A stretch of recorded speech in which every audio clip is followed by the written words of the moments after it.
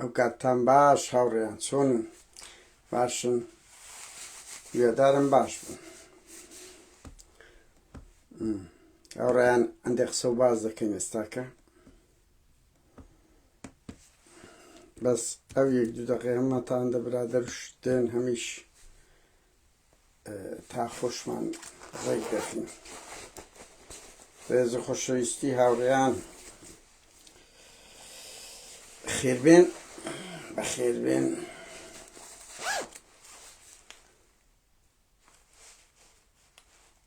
بگورن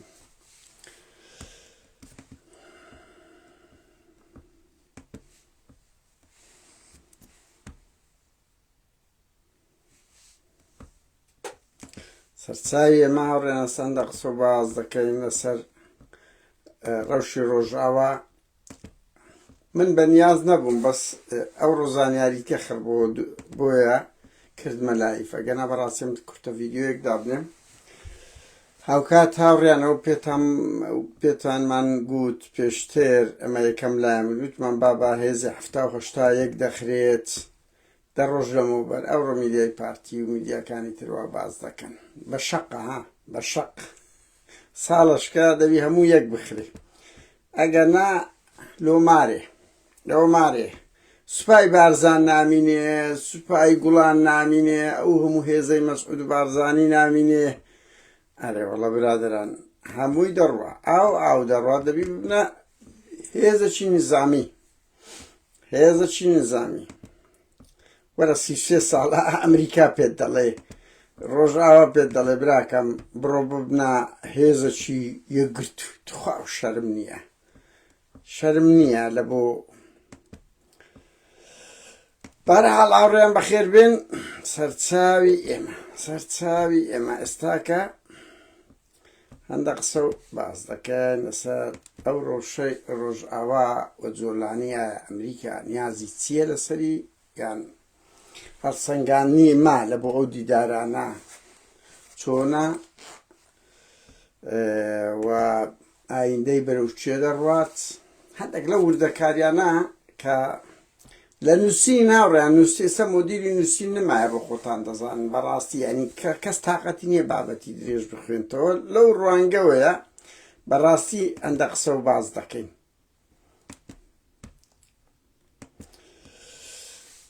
بەخێر بێن. سەرچاوی ئێمە هاوڕێیانەوە لەو ڕۆژانە زۆر باز دەکرێت. 3 وەزیری کورد هەیە، ئێستا باز بۆزانێت 3 وەزیری هەرە داگیرکەری کوردستان کوردن. فات حوسێن ئەو وەزیرە دەرەوەی موواقەتەی ئەوەکە تێبێخم با ئەوەی تێبێخن هاوڕێم. 3 وەزیری دەرەوەی کورتی هەندەکە زۆر دڵخۆشن. کورە برا فات حوسێنمانە، کورەوە مەسعود بارزانی وەنە کەسەمانەیە، ئەوە پاڤڵ تاالەبانیمە کوردن و حیزبی کوردی و ڕۆژاغیژن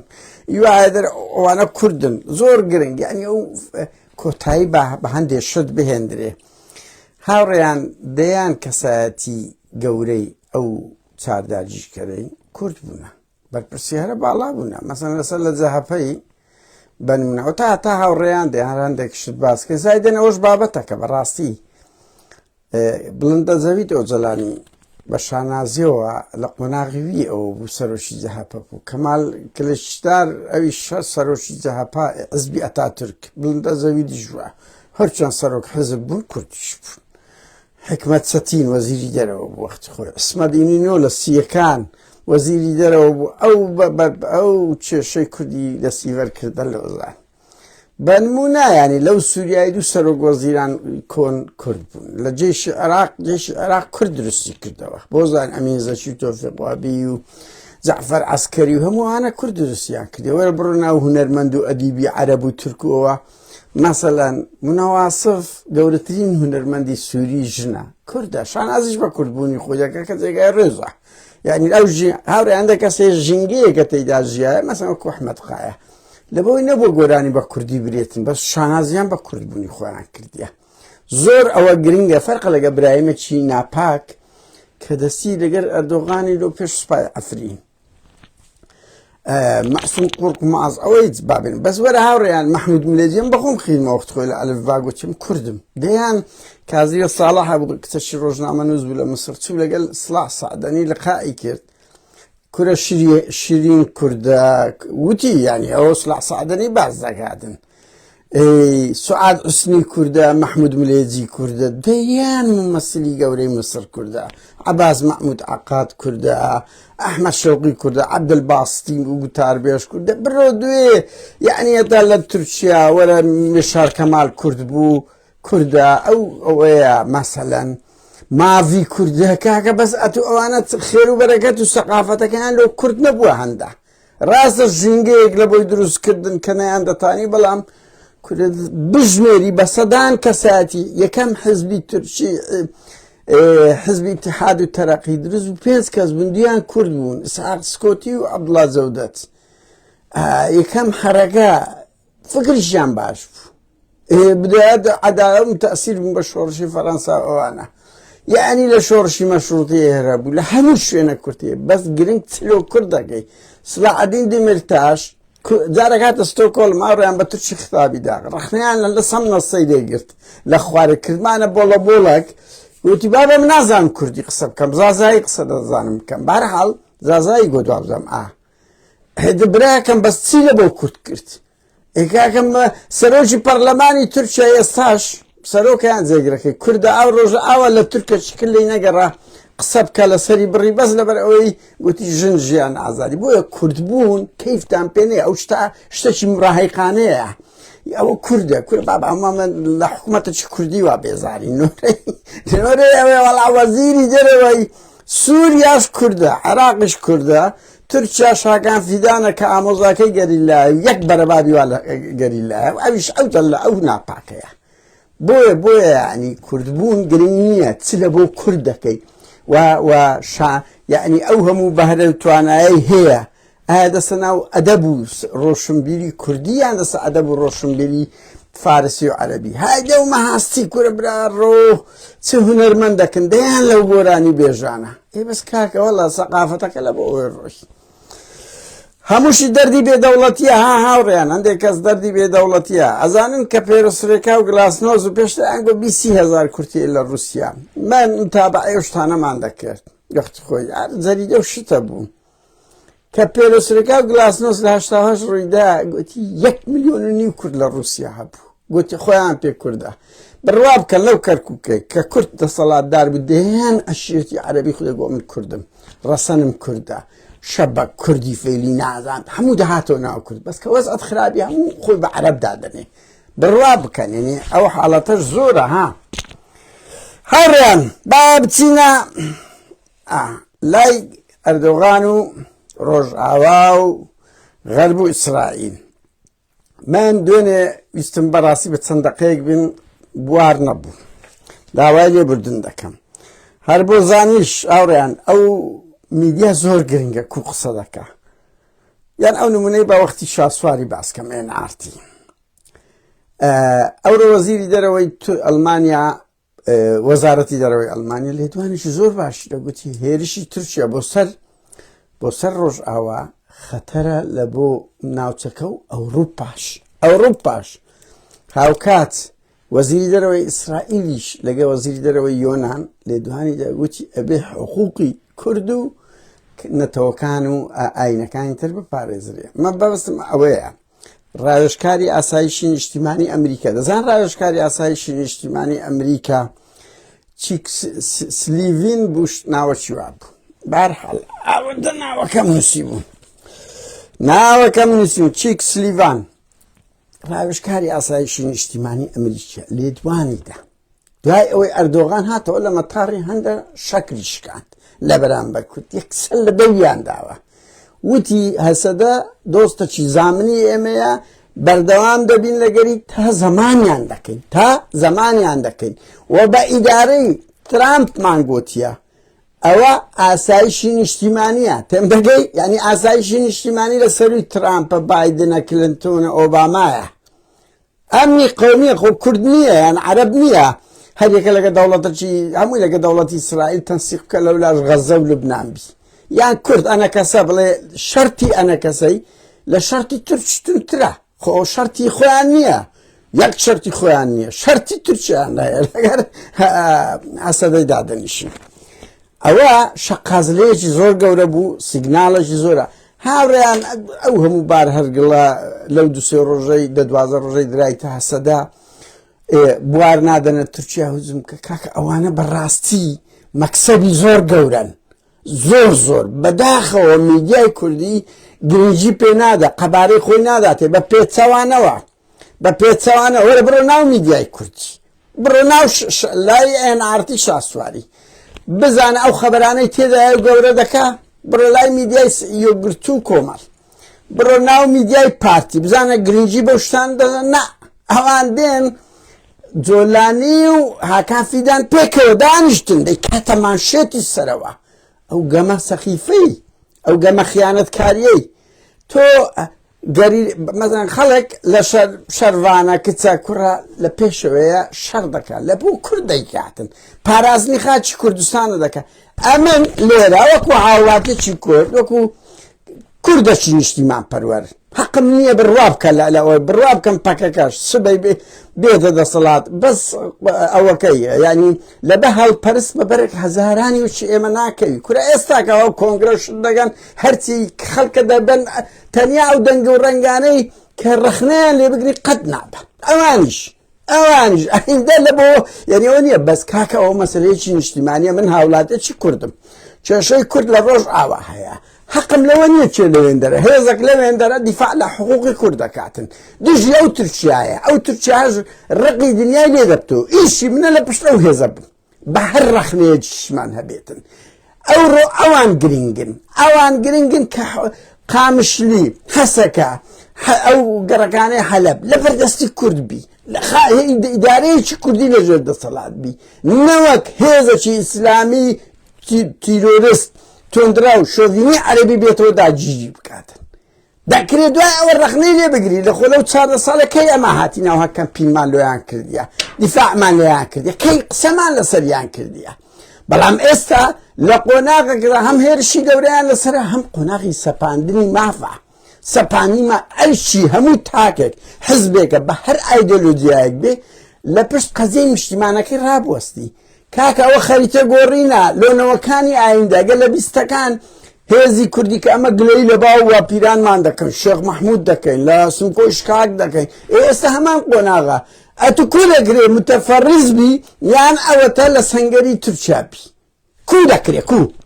چۆن شەرم لە خۆت ناکەی بچووکتریشت هەڵمەتی معنەویە هەڵمەتی معنەوی ڕاگەیاندنە پاڵپشتیە ئەبینی جەزیرە ئەزانی جەزیرە چ دەنووسی ما يسمى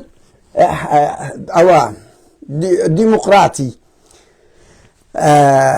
أو كرا قصد ديمقراطي بنمنا ما يسمى ولا السير كروترز إنسان تركيا سركي دلنا كرايا نظام يعني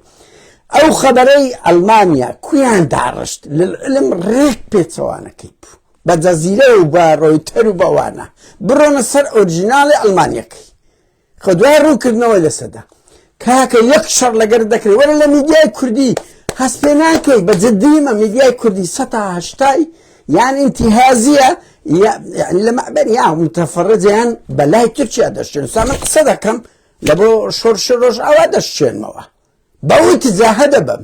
خۆم دەزانم کەم و کورتی هەیە دەتوانم دەیان کەم و کورتیە باز بکەم دەتوانم دەیان بەس نایم لەو تەوقیتەی کە ئەوان لەو ئەزمەدا بن ئەمن بێم ڕەخنە بگرم یان ئەوە تا لایەنە سلبیەکان گەورە بکەم یعنی میدیاش وەکو چەقووە وەکو چەکە کو بەکاری دێنی دۆ کو بەکاری دێنی بە چه ئاراستەیەک دەیبەی شێوەی داڕشتنی خەبەر بڕۆ سەیری NRT بکە لە ئەوەری تا ئاخیری لەگەر ئاوێنە و مەسەن کەناڵی هەش بکە سەیری سپی میدیا و شارپرێس و سەیری میدیای سێبەری پارتی بکە خەبەرەکان دەبینی هەریەکە بە چه ئاراستەیەک دەبا تۆ ئەلێرە خیانەت دەبینی ئەوەی بە تورک ناکرێت بەو کوردەی خۆمان دەیکە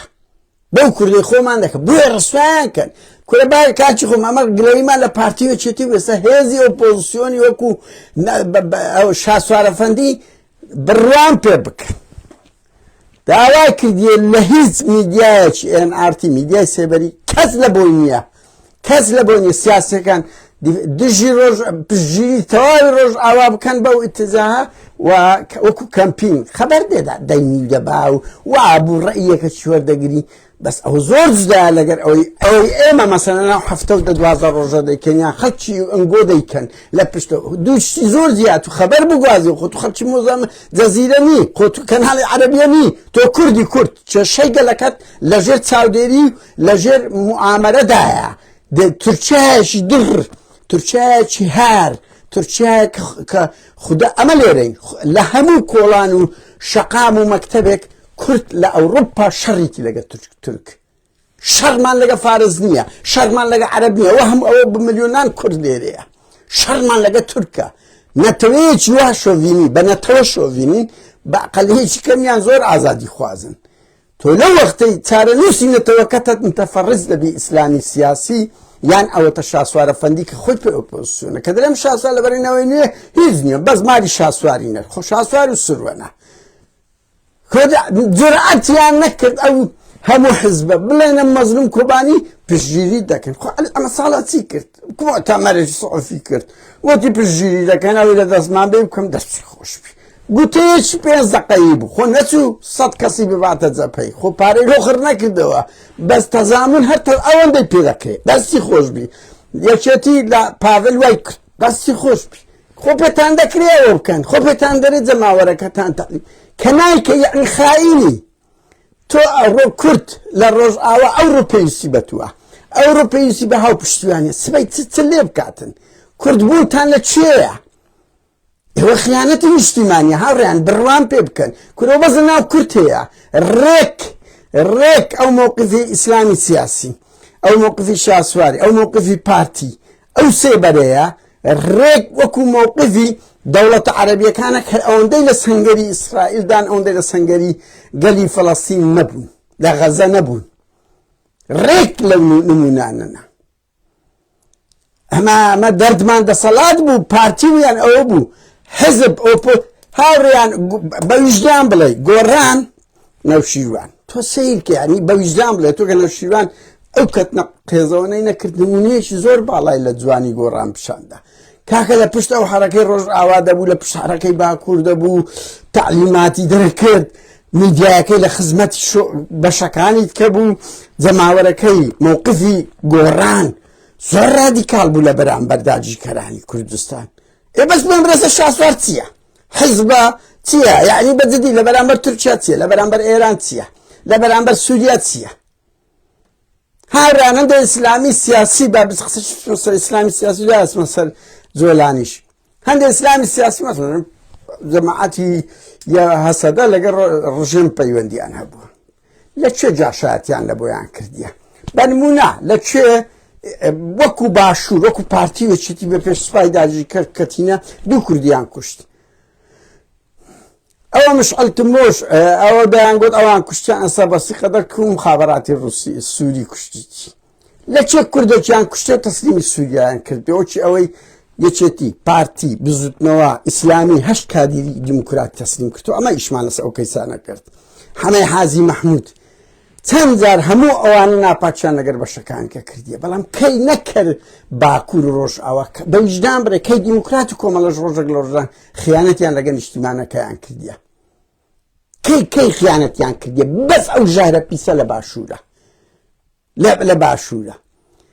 ئەو یعنی حزبە کاکە حزب جودایە من قەتلەوە ناگرم پارتی وەکو من قسە بکە بە جددی معنیان دەشت پارتی حزبەکی دەسەڵاتدارە یەکێتی حزبێکی دەسەڵاتدارە ئەوە ناتوان گوتاریان خو گوتاری قادر نادرێک بە هیچی لە ملیە هیچ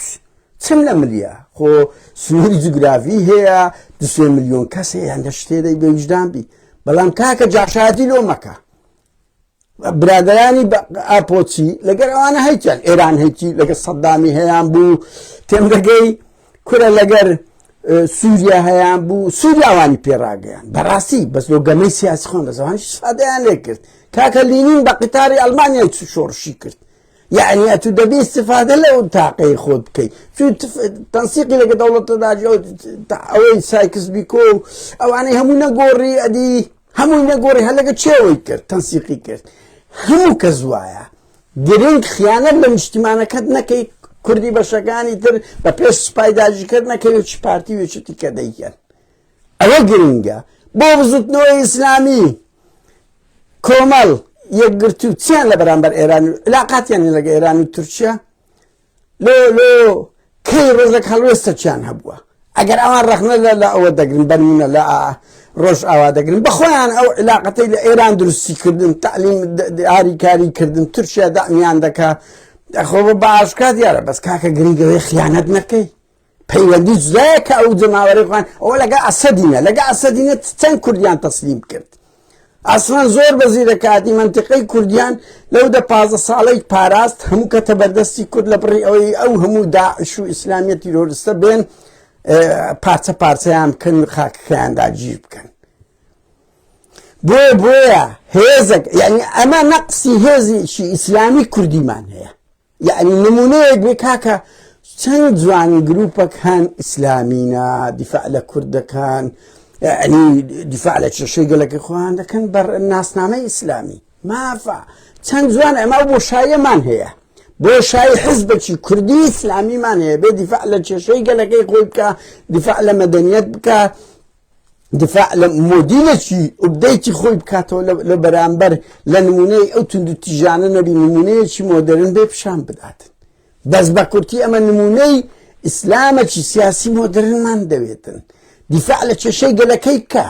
کاکاوەی لۆ غەزەی دەکەی بڕۆ لۆ باکوور ڕۆژ ئاوا بکە خۆ کەس ناڵێ غەزەی دەکەی خراپە بڕۆ لە هاو ئاینەکەت بیکە بەس بەئاستی ئەوەش لە بۆ هاونەتەوەکەت بکە تۆ بەو زمانە قسە دەکەی بەو خاکەی گەورە بووی بێ ویژدان ئەوە خیانەت نەبی چییە تۆ تعلیماتی دەدەنە خەڵک بەس ئیسلام بەس ئیسلام ئیسلامیش چێ 50 تەفریق ئێستا من ببمە کادرێکی ئەو باوەڕە ئیسلامی نازانم بە سەلەفی بڕوا بکەم بە یەکگرتو بە کۆمەڵ نازانم بە داعش بە 50 فکر و بیر و بۆچون هەموو یەک تەخوین دەکەن کاچ خۆم ملەتیان ئەوە کرد تند و تیژی نازانم یعنی خاستەن تەجروبەی ئەوەی نۆهەتەکانی هەولێرمان ئەمن نۆهەتەکان لە هەولێر بوون بڕوا بکە لە پارتی خەتەرتر بوون ئیسلامیەکان زۆر خەتەرتر بوون لە بەرامبەر دیموکراسی مافی مرۆڤ و ئازادی بیرڕە بۆیە شەرم لە خۆتان بکەن یەکگرت و کۆمەڵ و بزوتنەوە و هەموو هەرەکاتە ئیسلامیانە ئەو سەلەفیانە خەڵک دادەماڵ کاکە ناوی کوردی نما جلچی کوردی نما کەلتوری کوردی نما هەموو کەلتوری خەلیجیان هینا لەسەر ژن و کچ و کوڕی کوردی مسیار و متعیان هینا بە ناوی دین قاپەخانەشی گەورەتریان لە گوندی لوبنانی کردەوە ئیشی مێ ڕخنیان لێ بگرن کاکە خۆمە کێشەمان لەگە پادی و جەدی ملیۆن جابرێن کێشەکەمان مەسەلەی ڕەفتارە ئەنگۆی بۆ لێشتە نادێنە دەسەڵات خەتەرترن تو ویجدانتان ئەوانە بێنە دەسەڵات ئەو دەمی تەم ئەوە ناکە یەک بە بیر و باوەڕیان قبوڵم یە هەر قسە دەکەی ئەڵێ تۆ ملعیدی تۆ نێربازی تۆ دیفاع لەوە دەکەی کوڕی کاکە واز بینین تۆ شوعی کوڕێک سەتانوهەتی کۆمەلگای کوردی کۆن شوعی بوو هەموو باو وابیانتان شوعی بوون ینی من خۆ ئەگەر شوعی بم ئەگەر شوعی بم لە زەمانی ئێستاکەدا کاکە دێم ڕکلام دەکەم لە بۆیان باس لە فکری شوعیەت دەکەم کەی ئەمنتان دیچیە بەس ئەنگۆ سێ بەشتان باو باپیرانتان قوربانی دایە تێکۆشایە خاوەنی ئەو فکریە بێسیفەتینە چه ماڵەکەی لەو کوردستانەی باو باپیری شوعی نەبی لە 50-60ەکان تف لە مێژووی باو باپیرت دەکەی کە مێژەکی جوانیا بوو کەی باو باپیرینگۆ لەگە خوشتیان واندن ئیلای داخلی ئەو شتە قێزەوەنانە کۆمەڵێک مەلای خائین کۆمەڵێک حزب دێن پەروەردەی خەڵک دەکەن چییە کۆمەلگای کوردیان نێگرێەوە کردیە بەهەرحاڵ هاوڕێیان ئەوە خیانەتە ئەو ڕۆژ ئاوا پێویستی بە پاڵپشتی هەمومان هەیە هەرچ ڕەخنێش بگرە ئەمن خوێنمەوانە کەسە دەرێ 54 بارەگای مەیان سووتان شتە چ قێزەوەنە شتە چ قۆڕە بەس بەنمونە یعنی بەجددی یعنی من 54 بارەگە شتێکی زۆر قێزەوەنە سوتابی ئەگەر ئەوەی دەڵێ هەرچەندە بجێ لە ئاسەدەش ڕابگریت چکە هەموو کات قەت فێرمە بن جێتان لە یەک لای ڕاگرت چەپڵە لێ دەمبرێن ڕاست دەبی جێ لە بەرامبەرەکەش ڕابگری بەس شتێکی قێزەوەنە بەنمونە بەڵام ئینسان لە چرکە ساتی وە لە پشت گەلەکەی ڕادەوەستینی نەک متەفەرز بیان بە بێ ئەخلاقانە ڕکلام لە بۆ تورکیا بکە ئێوە جاشایەتی ڕێک نییە خەڵکێک وایان کردی ئیسلامی سیاسی بەشەشیان زۆر نمونەی جوان پیشان دەدەن مووقفیان جوانە هەڵوێستیان لە حیزبەکانیشیان دەتوانی بڵێ لە ئەفرادیشیان لە خەت سەربەخۆی ئیسلامیش بە هەزاران کوردیش مسلمانیش متعاتفە لەگەر گەلەکەی بەڵام کاکە پانتایەکی گەورەشیان هەن وایە کردیا قسە بکەیت تۆ دیفاع لە پەکەکەی مارکسی دەکەی دامان نەمارکسیە ئەو دیفاع لە قەزەی کورد دەکا ئیسلامیکی بڕۆ تۆ دیفاع لە گەلەکەت بکە هیچ سەبەبی شکست و ماڵوێران شکست کورە ئیسلامیەکان ئەوە چەند ساڵە 33 ساڵە هەنە هیچ کار ناگانە 120 ئەڵێ ناڵێ 195 کۆمەلگای کوردی مسلمانە لۆ نابنە 120 گۆڕانێک دێ 30 کورسی 35 کورسی دەینی دەی لێ دەخۆت ئەوە شاسوار دێت چییە کابراایکی کە بابچی بوو لە ئەڵمانیا نانی ئەوە دەکرد ئێستا بەخوا 25 دەیناگە تەسلیمی ئەو خطەی تورکی نەبووایە دەگە پارتی ئێوە چیانی دێن ئەنگادی ئەنگۆ 195 ئیسلامی ئەوە فەشەلتان نییە فەشەلی گەورەتان نییە لەوەی فەشەل زیاتر چیت کەتانەیە ئیسلامی سیاسی لە چ نەجاعەتانیە 4-5 کورسی دەینن ناڵێن کۆمەلگای کوردی مسلمانە ئەدی ئەوە فەشەل نییە هاوڕێیان دوایشن لەسەر جۆلانی با بڵێم جۆلانی ئێستا هەڵمەتێکی زۆرە ئەمریکا دەچی ئەڵمانیا چوو بەک دوو وڵاتیت کەرسوو لەگەری دانیشتنیا کرد هاوکات جۆلانی ئەو ڕەفتارانەی ئەو دەیکە بەڕاستی لەگە بنەمای ئیسلام هیچ ناگرێتەوە ئەمن دڵخۆشم بەجددیمە ئەو جۆرە مسلمانە کراوانە پەیدا بن مامەڵە بکەن شتێکی زۆر جوانە بە هیوان ینی حرەکاتی ئیسلامی واز لەو تند و توژی و ئرهاب و بە زۆرم لێ بینی خەڵک ئەوی دینداری خۆی دەکا مزگەوتەوە ئەو دینداری خۆشی ناکە پاپسە دیسکۆی لەو قەبری خۆی بەنمونە ئەوە ئێستا لە سووریا هەیە ئەوە لە سووریا هەیە شتێکی زۆر دڵخۆشکەرە بەڕاستی یعنی ئینسان ئەگەر بزانی ئیمتدادی پێدەنگە بزانی وەکو ئەوەی جێگری وەزیری دەرەوەی ئیسرائیل گوتی ئەوە نەبیتن فێڵ نەبیتن ئەو پێست گورگ بی لە پێستی مەر جۆلانی کە ئەو شتە زۆر لەسەریتی ئەگەر بیاوێ ئەو ریتمە بکە ریتمەیەکی نوێیە بەسم پێم وانییە بتوانی ئەگەر بەخۆشی 100% باوەڕی پێوی تاکیدیش نەبی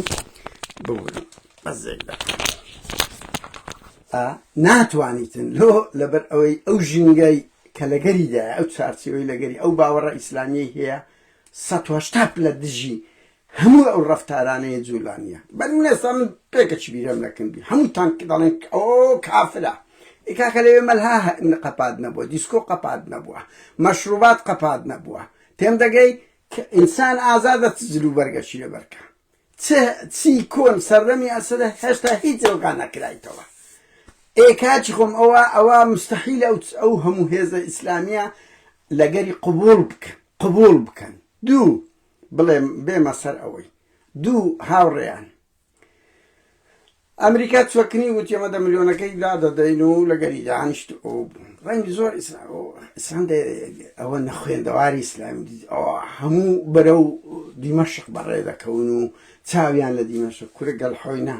ئەمریکا و ئیسرائیل دەیان شێوە گەمەیان هەیە یعنی هەموو کەس وایە خۆ لە دنیا ڕەش سپی نییە کە لەگەر دانیژواتە تەسلیم بوو واتە ئەو کەی کردی هەندە جار ئەو خەنجەرە لێت دەدەن بڕوا کە ئەو دانیشتنەی لەگە جۆلانی ئەو گوتانەی باربارە لیفی جێگری وەزیری دەرەوەی ئەمریکا گەورەترین زەربە بوو لە ناو ئیسلامی لە جۆلانیدا لە ناو ئیسلامیەکان ئەزانن بۆ لەبەر ئەوەی هێزە ئیسلامیەکانی تر لی بە گومان کەتینە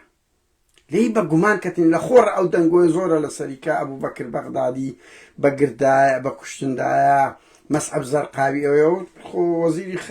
سەفیری سووریا ئەمریشی سووریا باسی کردیە ئەمن بەڵگەکەم دانا لە تیکتۆک شێ و لێرە شەیە گومان لەسەریتی وەرە ئەتوو بچی ئێستا ئەمن بچم لەگە کاک مەسرور بارزانیان پاڤلی دابنیش ئەوان بڵێن ئەتوو ئازادی چ دەکەی دەستخۆشی شەمان لەگەرتونی تو شەرەفتان چەند جوونم پێ دەدەن چەند گومانم لەسەر دروست دەکەن چەند ئەوەیە هاوڕێیان دەنگم خراپە ببورن هاوڕێیان ببورن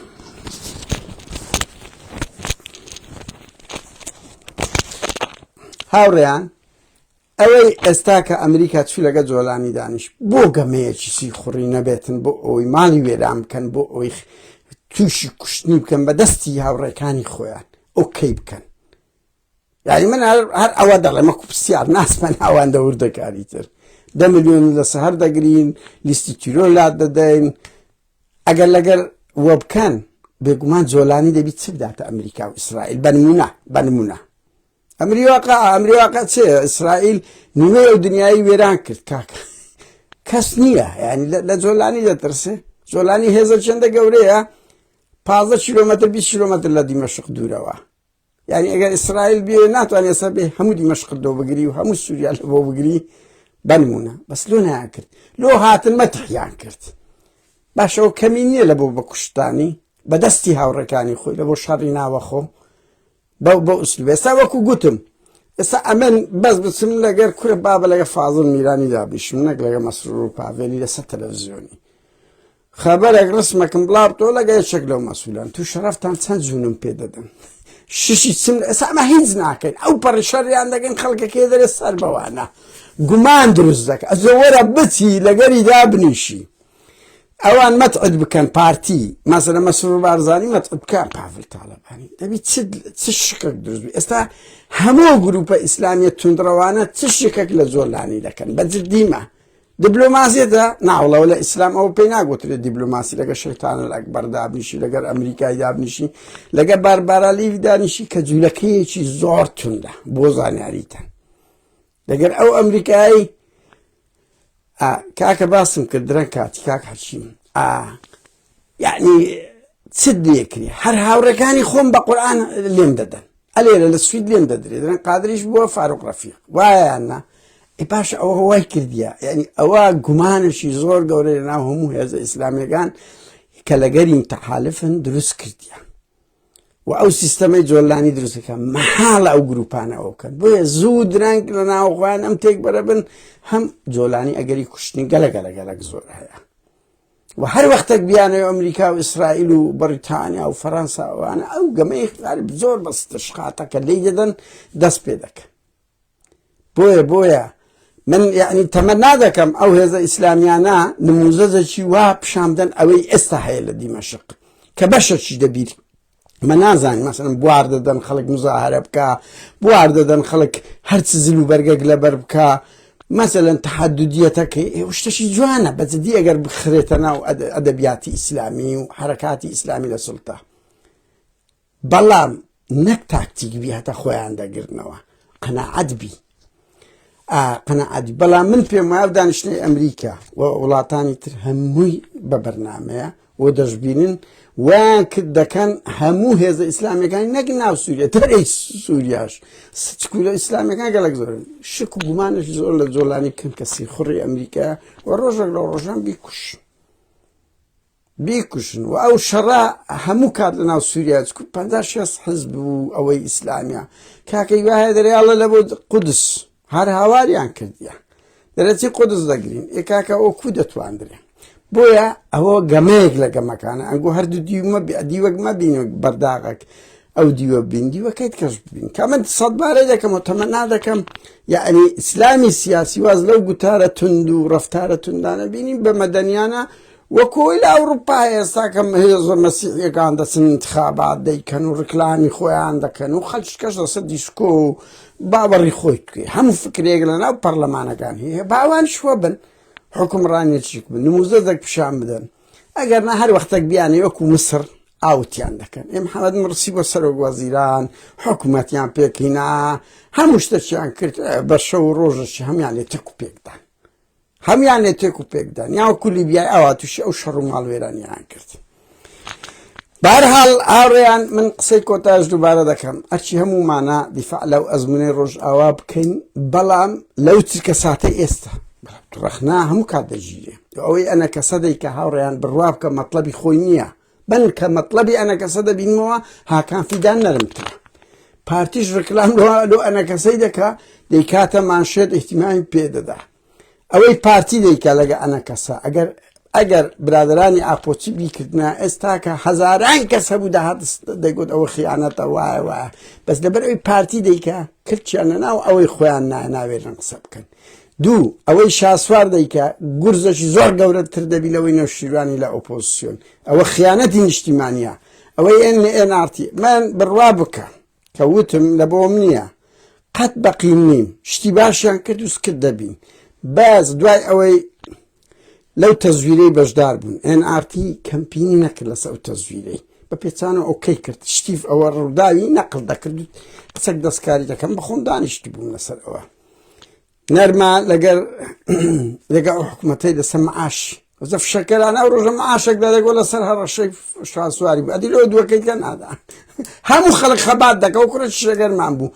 هەموو لایەک خەبات لە بۆ معاشی دەکرد شاسوار یە قسە دەکە دەرێن بەو بوومی شاسواری ئەو کوڕە شنارم لەگەرمان بوو هەموو قوربانی ئەمە دەماندا پێمان دەگو ئەو نامەی لە ئەو منەزەمەی بنێرە دەینات کە تەواو دەگو بەرمدا ئەمن بەرمدا ئەو هەموو خەڵکە و ئەمە مزاهرەی بکە کەمپینی سوسیال میدیای بکە دیداری وەشوی لەگە ناوەندە جیانەکان بکە ئەم بەرمدا شاسواری شوایە ئەو مراهقانەی پەروەردەکردیە بەس ئەوەیە لەسەر معاشی موقفی زۆر خراپە موچەنەدان امتیازی بێدەنگن کەمپین ناکەن خەبەر دەگۆزنەوە ئاوڕێیان خەبەر گواستنەوە زۆر زودایە لەگەر ئەوەی دوو لەسەر ڕۆژ ئاوا لەسەر تورکی هێرشی داگیرکاری تورکیا هەموو ئەوانە زۆر دەورێکی خراپ دەبینی میدیاکانی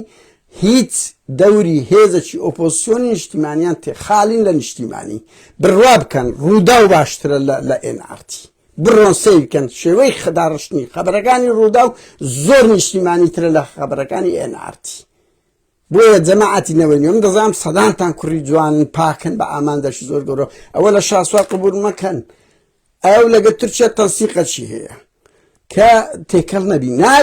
حزبی ئۆپۆزیسیۆن دەبی لەو شتانەوە نییە بڵێ ئەم بێلانم پەکەکە ستی لەگە کردی ڕۆژ ئاوا ئەزمونونەکەی لەگەر هیدایان لەگەریدانی ئەوە مووقیفێکی نیشتیمانیە دەبی لە پشت ڕابوەستی ئاوڕێیان سوپاسشتان دەکەم بە ئەو کاتێ لەگەڵ منتان سەرف کرد ینی بەجددی ئینسان دەبی ڕێز بگری خەڵکێک دێ جێ لێ ڕادەگریتن یان دواتر جێ لێ ڕادەگری